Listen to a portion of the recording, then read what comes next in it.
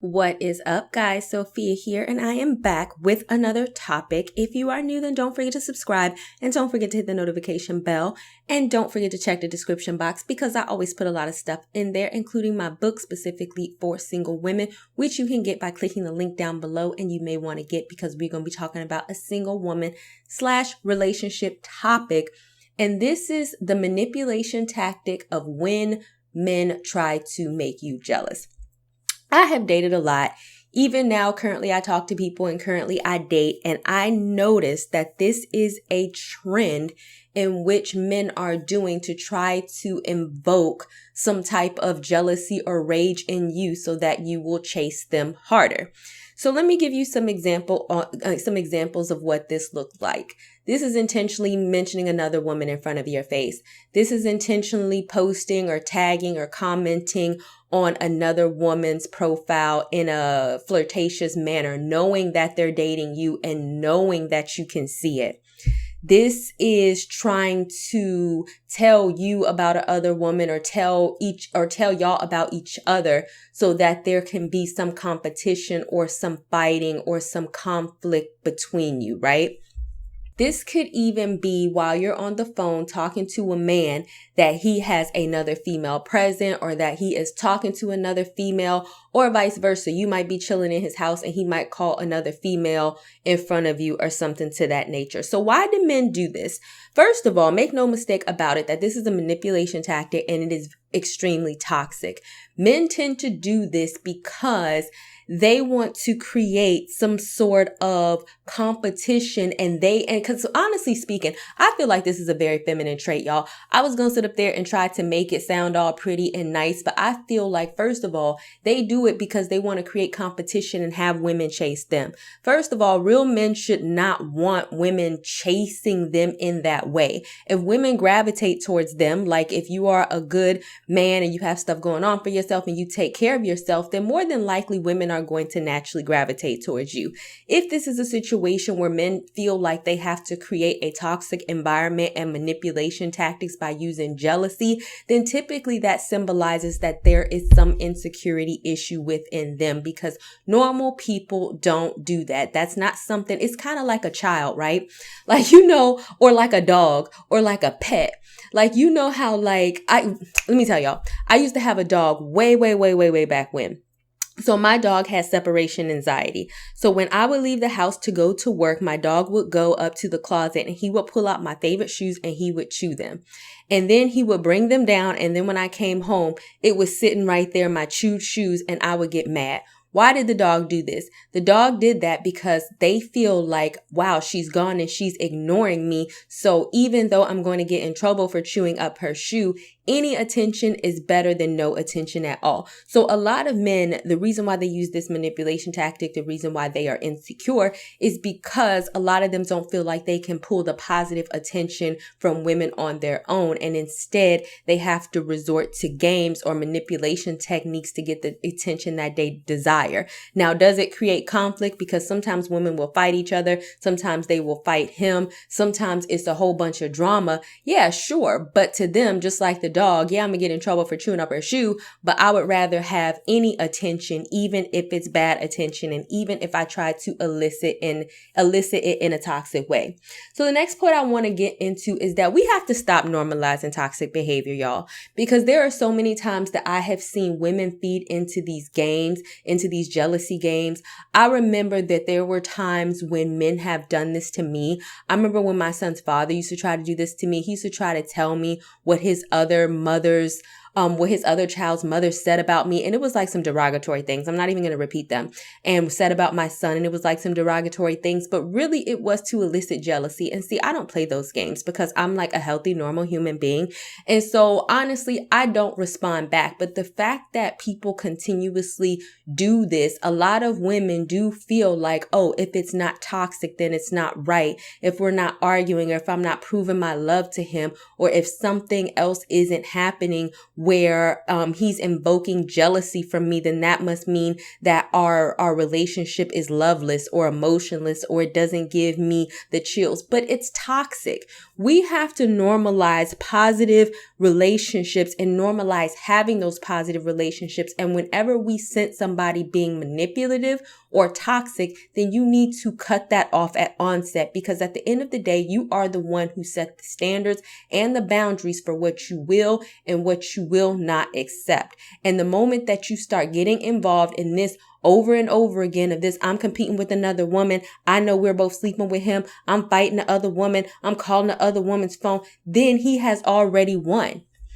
Because guess what? He's getting vagina from you, her, y'all fighting each other, and he's not giving y'all, he's giving y'all half of him, right? Like y'all giving him all of you, and he's giving y'all half of him, but he's masquerading it because there's so many emotions involved, such as jealousy. And that's the reason why women can't see past it, because they often sense this jealousy as like passion or that he cares, when realistically, y'all, it's toxic. So let's talk about what real love, caring, and kindness is, right? And I have a video on this that I will actually link down below, but it comes from 1 Corinthians 13:4. Love endures with patience and serenity. Love is kind and thoughtful, and it is not jealous or envious. Love does not brag, and it is not proud, and it is not arrogant. Y'all know that this is a faith-based channel. So what I'm going to tell you is this. As females, and I feel like even if you're not a Christian, this can go for anybody. This is the ultimate test on how people are towards you, or if they really love you, or if they really care about you. Because ultimately, what does jealousy try to do?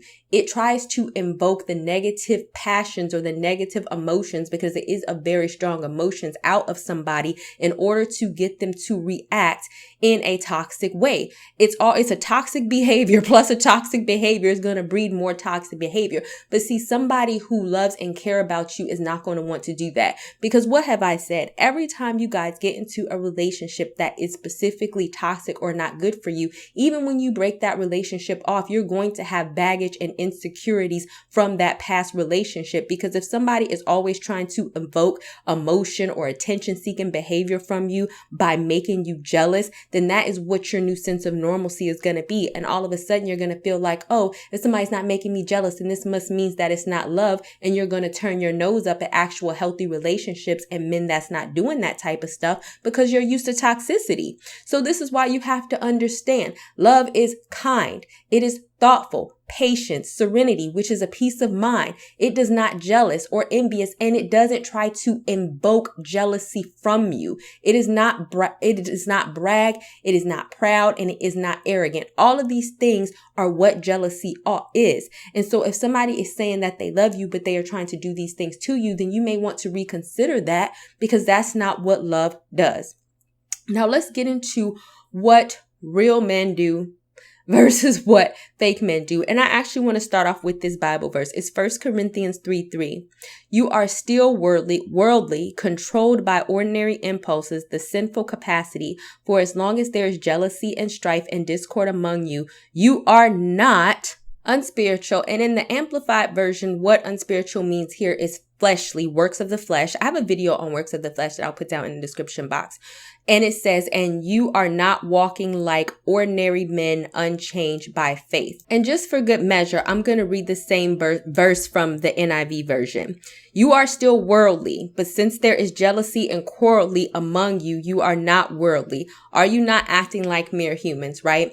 So here, in my opinion, is how you can tell a man who is seriously about his godliness, about his manhood, about having integrity, and about having morals, is that a real man is going to rise all above that. He got better things to do than to sit and try to invoke jealousy out of you, right? I cannot say that any actual real man that I have dated, and they have been far and few between, to be completely honest with you, has really tried to invoke jealousy from me. I feel like that is clearly how you know the secure man from the insecure man, because secure men don't have any reason to do this, because secure men feel like this, and y'all can take it how y'all want to take it, that, okay, if I can get her, then I can get somebody else, because that's how secure I am in myself if this doesn't work out. Insecure men say, oh, I need a quantity of women. And so that I can pull the wool over their eyes and they don't see who I really am, or that I'm insecure, that I have problems, let me stir up all this controversy among them to keep their eyes on each other and not on me, which realistically, if the women were to put their eyes on the man, they would realize that the man is the one holding all the cards and the women are the ones getting played in the situation. And so that's why it's important for you to know the difference between, we always say high value man, and people always equate that with money, but let's stop all of that, right? A high value man is also through his integrity and his character and how he acts and whether he normalizes manipulation and toxic tactics in order to gain women. Real high value men do not need to be doing all of that because they're high value. They can catch women and they don't need to be toxic and crazy in order to do that. So this is one thing that you need to understand as a woman. And when you see behaviors like this, I'm going to tell you how to handle it. First of all, you need to bounce. That's it. I have went so far when a guy tried to do that. I have actually went so far as to tell him point blank. And many men know this about me. Like, if you try to do this whole jealousy thing with me, I am gone. I don't do this and I don't play these games.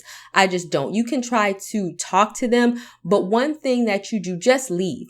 I think I have had a man who tried to do this on the phone with me by talking about another woman and try to invoke jealousy. And see, they want you to react. I was on the phone like this. And guess what? I never spoke to him again because that is how you are setting your standards and that is how you are setting your boundaries. This is the type of woman that you might be used to dealing with, where she gets all up in arms and she want to go fight and cut and beat up another woman just because you mentioned her. Guess what? That's not me. And the reason why it's not me is because I am a high value woman and I don't have to tolerate manipulation or toxicity. And the moment that I see it, I can go somewhere else, find somebody else, or be single. And all of those options are better than being in things in which people want to intentionally invoke envious emotions from you, right? We have to understand that that's not healthy. All right, guys. All right. Thank you guys so much for watching, and I will talk to you guys another day, another time. Bye, y'all. Not ready for the show to end? It doesn't have to. You can head over to my site where you can read hundreds of articles. And also you can feel free to shop my store where I have all of my products for sale.